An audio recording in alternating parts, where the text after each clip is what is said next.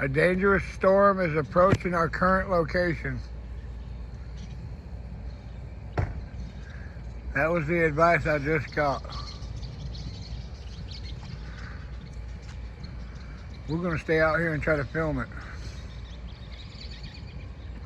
And hope we don't get struck by lightning.